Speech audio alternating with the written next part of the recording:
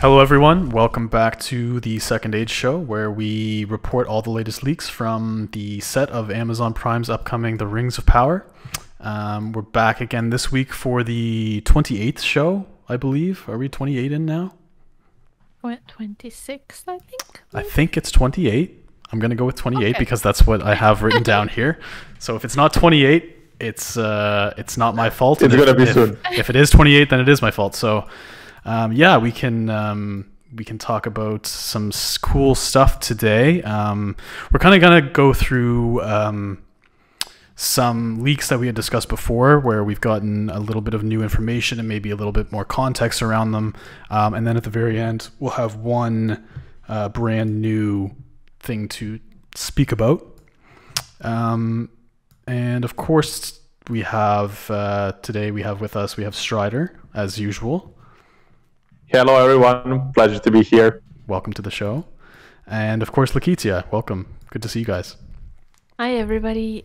Great job presenting, Kyle. Keep it going. Doing my best here.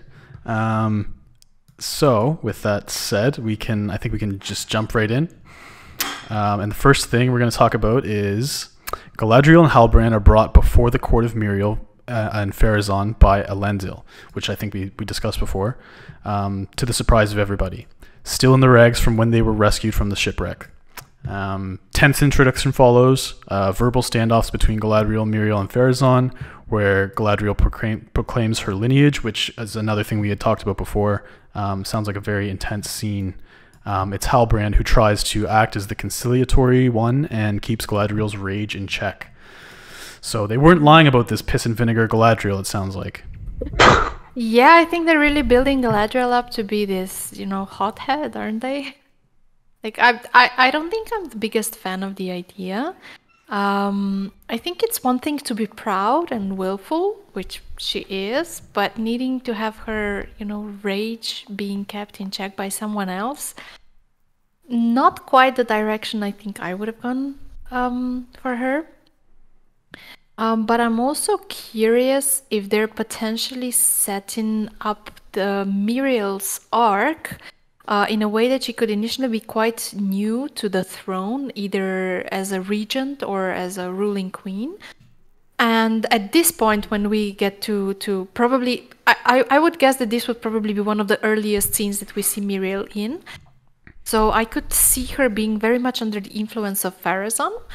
And then we could probably see her growing slowly into her own throughout the season and through her possibly relationship with Galadriel, until eventually we have, Miriel abandoning her reliance on Pharazôn, and have her showing this public support for Galadriel. And we already know that Pharazôn is going to be giving his anti-elf speech by the end of the season. So I'm just thinking maybe while this relationship with the friendship with Galadriel blooms, on the other hand we have the relationship with Pharazôn that dwindles at the same time. So this scene just makes me wonder if maybe this is the originally not such a confident ruler that we're getting to see here with Miriel.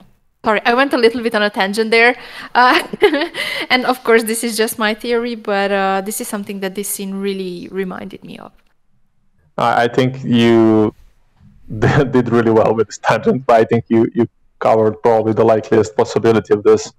I also have to say that, first of all, I do not agree with Galadriel being a hothead, because at this point she's... I mean, if, of course, we have one or two sentences describing a scene, so out of the context, she may not be a hothead, actually, but if she is, I also do not agree with that, because by this point in time, she is already thousands of years old, and the fact that she is 3,000 to 5,000 years younger than during the War of the Ring, she's still really, really old and wise, so she shouldn't really be full of age. But we'll see how that goes.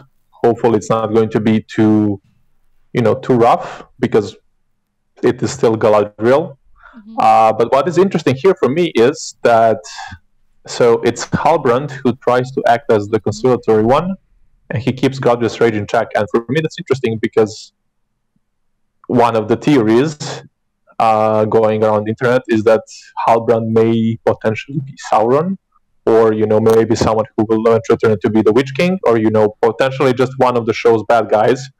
And it would be kind of sneaky thing to do, to be the one who is like negotiating the peaceful talks, between Galadriel and the heads of Numenor. So I think that's, for me, the high point of this first part. And this could, if that's the case, this could also serve as a really cool basis upon which to build the future friendship between Pharazôn and Sauron. If this indeed is Sauron, and they've already had this positive experience, like a few seasons before Sauron eventually gets brought up back to Numenor. But if they have this little something that maybe Halbrand successfully worked as the middleman between Galadriel and Pharazôn, this could be something that he chooses to emphasize later on when he's trying to gain Pharazôn's just confidence later on. Yeah, it would make sense. Like, totally. That would be a really Sauron thing to do. Like, do this little bit here and then just build upon it. Like later on, totally makes sense. And we'll talk a little bit more about maybe potentially Halbrand's character going down that direction a little later on the video. But he slapped us on the wrist. Fine. There you go. You're welcome. It also makes me wonder about what the relationship between Pharazôn and Miriel will be, and between Miriel and Palantir. Yeah, I think there's definitely something to be said for that as well. Yeah, that's why I'm really curious if maybe her reluctance when Galadriel first arrived, maybe Miriel's reluctance to welcome her as an honored guest is due to the anti-Elven propaganda that Pharazôn has potentially been spreading. Yeah. So many possibilities. Yeah, absolutely. Could be, and we also don't hear the mention of the old king at this point. Like, it's always Miriel and Pharazôn, so that may or may not be indicative of something, but we'll have to wait and see how that will turn out. Yeah, well said. And we can move on. Galadriel and Halbrand are both then marched off to what is either their quarters where they're staying, or to like some type of imprisonment. We can't confirm what that is at this point, by the guards, during which time Halbrand secretly gets a dagger from Elendil.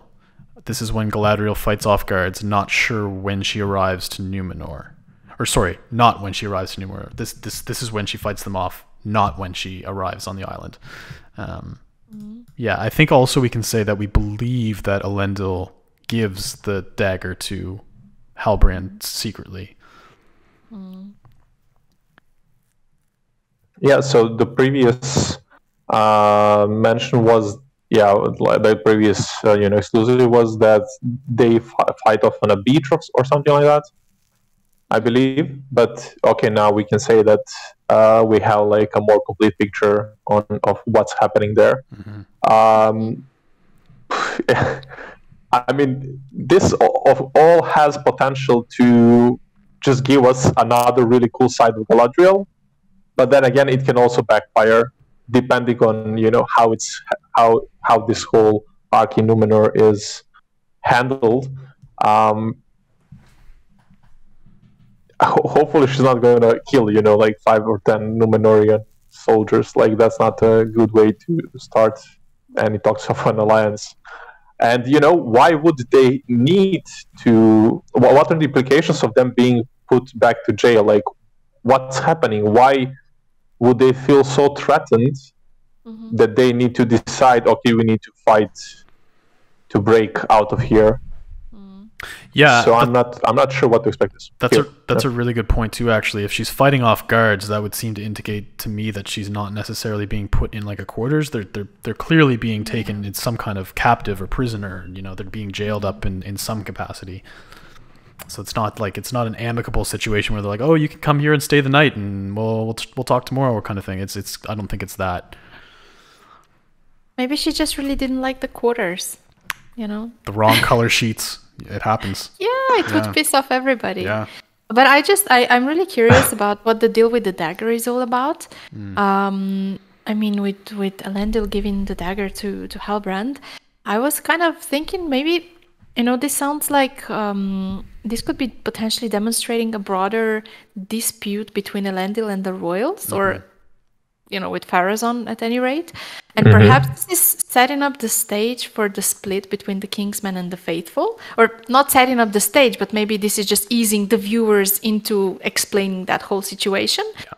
And maybe Elendil helping Halbrand could be seen as an act of rebellion.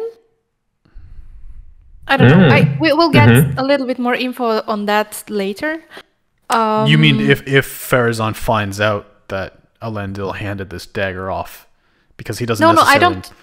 No, I don't mean... I don't think this will cause a dispute, but I think, you know, there could be a dispute going on. I mean, there has been a dispute going on between the Kingsmen and the Faithful for a long time at this point. Yeah. And maybe this is how they're gonna show us, the viewers, what that all is about. So we see Elendil acting against the will of Pharazôn, and of course the viewers are going to be asking, okay, so what's this? He's you know, there's some disloyalty to the crown perhaps, and then they could start, you know, developing or explaining the whole backstory to this.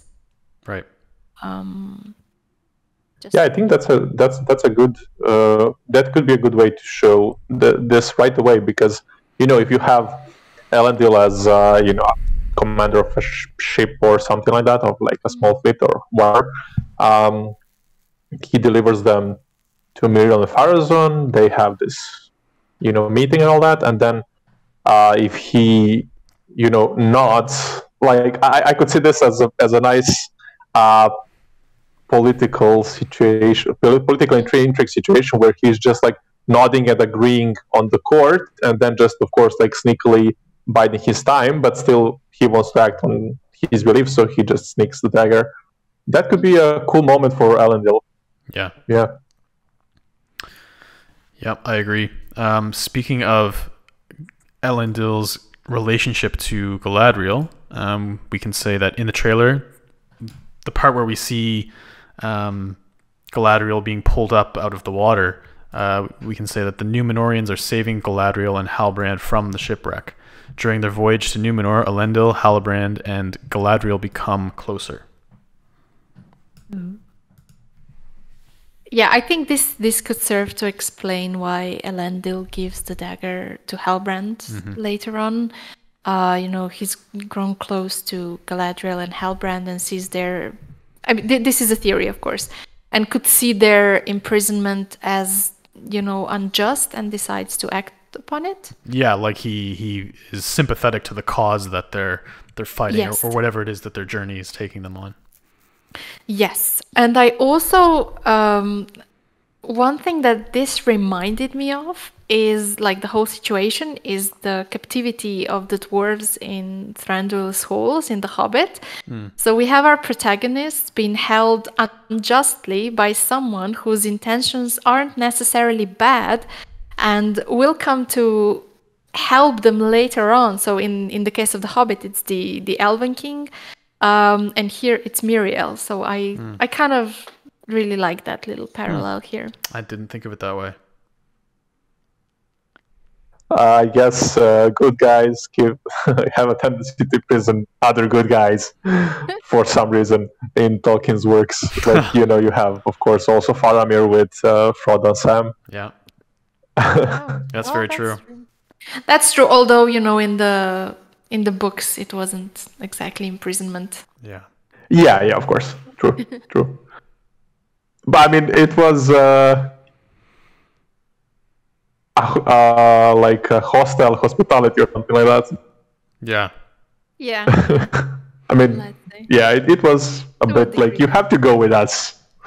Yes. But yeah, okay, of course, they weren't they weren't really prisoners as compared to what we see in the movies. I guess there's definitely a distinction there. Yeah. Oh yeah, the trip to Osgiliath is a sore spot for many a fan, I would say. Yeah, that's indeed. that's a good point. There are things in Peter Jackson's adaptation that fans still to this day aren't huge on. I think the same thing is going to be with this show, right? Like it's there's going to have to be changes, and it's just whether or not those changes contribute to the story. We'll have to wait and see. So that's kind of just an overview of some of the things that we had talked about previously that we were able to get a little bit more context around. And if do either of you guys have anything else to say about any of those? Otherwise, we can move on to our last little bit. I'll take it away. Cool. Yeah, I think you can. Let's proceed to the big one. So this is our little bit of a spoiler today. So if you're not looking for a spoiler, please click away. Halbrand potentially either causes one of the shipwrecks out at sea or saves Galadriel only, leaving everyone else on the ship to perish. What do we think of that? Such a nice guy. I think this also fits with the audition tape that we have for Halbrand. In the audition tapes, he was codenamed Eric, where he does seem like, to be really ruthlessly self-serving to the extent where he's willing to, as Redanian intelligence who first reported on it, put it, sacrifice his friends to save his skin. Mm-hmm. So I feel like they're certainly building him up to be a very morally gray character. So he does let his companions die, and apparently he does it for really selfish reasons. But on the other hand, he does help Galadriel out, and he does help her in the throne room where he's trying to, calm the passions and everything. So yeah. Yeah, I'll just reiterate that we have not fully confirmed this. This is more of a rumor than a leak. But it does seem like there are certainly notes here and there that indicate that Amazon are trying to tell us that this Halbrand guy, or they want us to feel that he's not 100% able to be trusted for some reason. He's shady. Yeah, exactly. I was actually about to say that. It's going to be interesting. The story that the show will try to tell in a good way, and hopefully it will succeed, is a potential setting for a lot of gray characters, which is not something that we generally saw that often in the movies. Like, you can argue for some of them that they are kind of not here nor there, but I think there's a lot of potential here, and maybe this doesn't have to be Sauron or a bad guy. Maybe this can just end up being some sort of an anti-hero type, or something like that. But yeah, definitely. Of course, just to confirm one more time, this is not confirmed. Yeah. So it's still a theory. It's just something we heard of. But if this proves to be the case, if this is indeed like a bad guy, then this just further help support the theory that this may be the future Witch King or Sauron. So I think Halbrand is going to be one of the more engaging characters, because there's going to be, he feels like he's going to be all over the place on the screen. Yeah. So it's going to be interesting seeing him. Yeah, I agree. I think it's, we've had indications here and there that Amazon don't want to reveal who Sauron is, and in the first season at least, I think we're going to see a lot of these types of characters that keep us coming back week by week to figure out, oh, is that Sauron? Is that Sauron? Who is he? I think that's going to be a big thing. They actually, I know I always annoy everybody with my constant references to the Wheel of Time, but this is something that actually the Wheel of Time did. So this is a tiny spoiler for everybody who hasn't watched the first season yet. But in the Wheel of Time, they present this whole mystery of who the dragon is, whereas in the books, you get to find out pretty quickly who the dragon is. But in the TV show, they drag this mystery throughout the whole first season. So given that older readers know that there's this guy called Anatar, who's in fact Sauron, I could see them not like introducing us to Sauron, but really keeping us in the dark, not using any of the aliases like Myron or Anatar. but really keeping us in the dark and presenting all these different characters with some shady characteristics and have us speculate who could that be. Is it the Meteor Man? Is it Halbrand? Is it somebody completely different? And I could see that working well for them, but I could also see that being very, very corny. Yeah. I think another thing is the name Anatar itself isn't mentioned in the appendices anywhere. So we likely won't hear that name at all. And this is kind of a cooler way to have Anatar walking around and not really have anyone know who he is, including us. Yeah. I think first I would say that making parallels with Wheel of Time is actually really useful because it's the epic fantasy show that Amazon did so far. So I think it's actually quite important to make comparisons. So keep doing that. You're our leading expert here. You're gonna... Well, we'll see. But yeah, I think if they cannot, so there have been discussions that Amazon can get some on case-to-case basis get some things from the Sumerians. So maybe they will get the name Anatar. But as Kyle just said, this would be actually a really cool way to circumvent the book fans knowing right away, okay, yeah, that's our, so this could be an interesting way to play around that and keep us guessing, which would be interesting. Like I do not want to know right away, okay, yeah, this is our, like I want to, I think everybody wants to have this reveal at some point, like even just to figure it out a bit after the character appears. I think it's way more satisfying than just being like, oh, okay, yeah, this guy comes and she says, hi, I'm Anatar. Like, we don't want that. Can I just interject with saying that this is a particular, I don't know, quirk of mine, if you will, but I really want to hear the name Anatar. I think that's an awesome name. It does, if you think about it, it can sound a little menacing, but it can also sound really noble and just like, I don't know. I really want them to use Anatar, and I hope this is one of the case-by-case exceptions that they managed to get in. Yeah, I'll agree with that.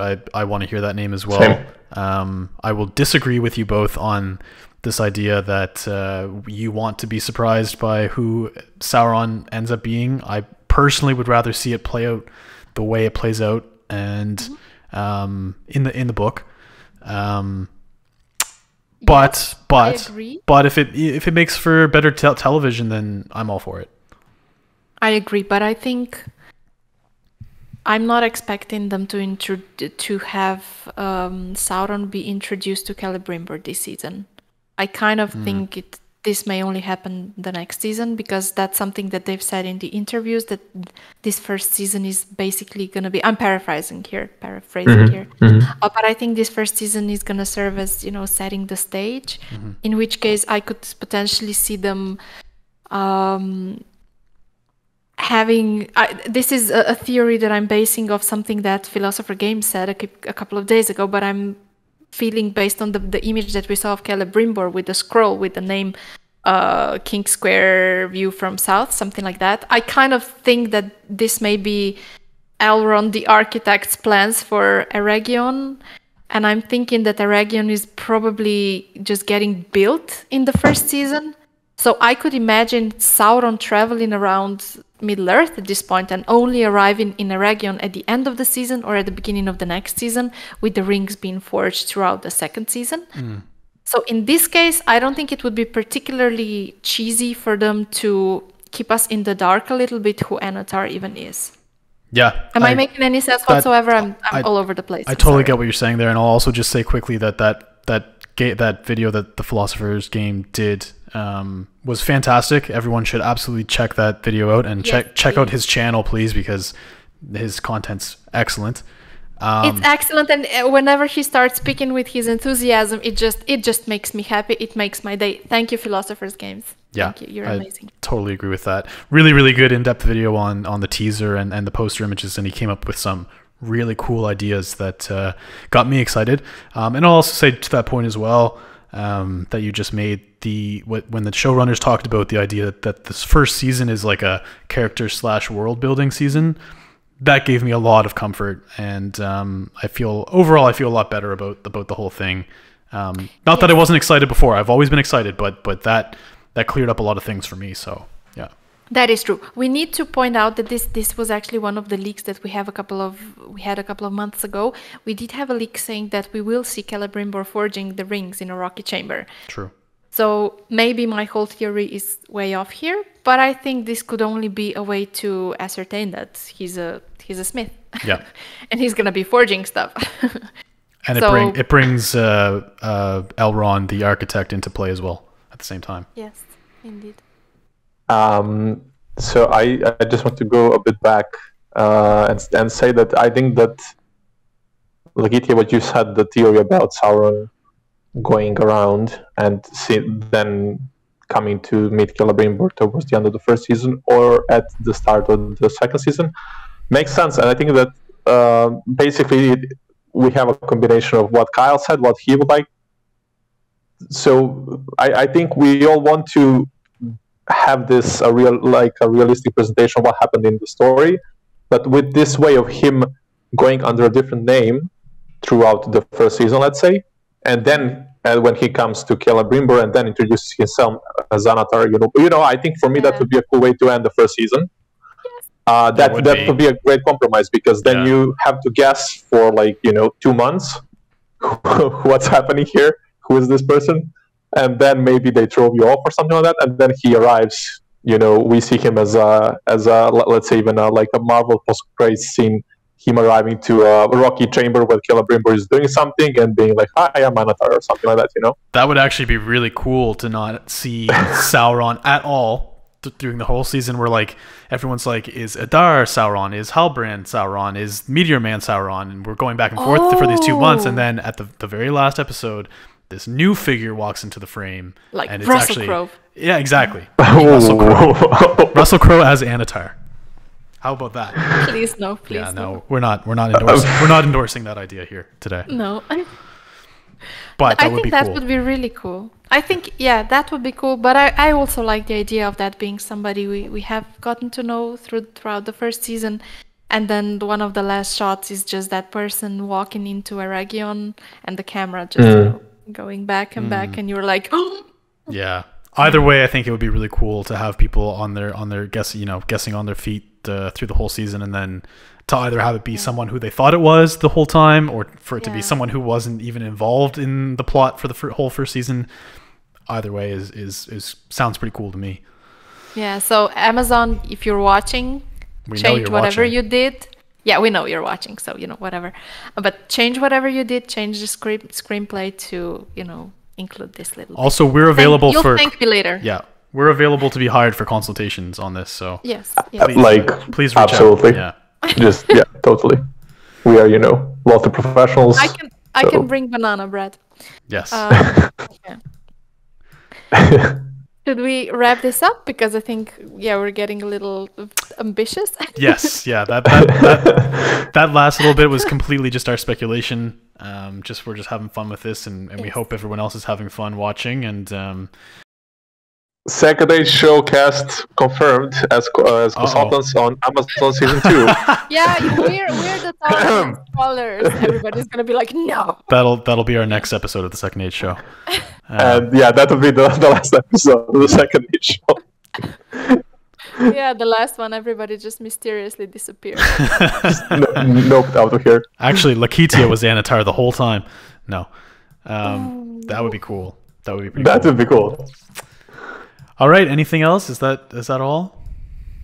Nope. Good. I just want to say I think you did a really, really good job hosting tonight. Yeah. So well done, buddy. You have a lot of talent, so well done. I'll take that as a compliment. You're full of surprises, Mr. Kyle. I really appreciate. We had a little cameo during the show. I don't know if you guys noticed, but a certain cat has been walking around behind there, Kyle. Oh, okay. That's Arda. She came to say hello. All right. Well, if that's everything, we can wrap up. And thanks again for everyone for joining in. And we'll see you in the live chat while this premieres. And we'll chat again soon. Goodbye, people. Until see you next time. See you guys later.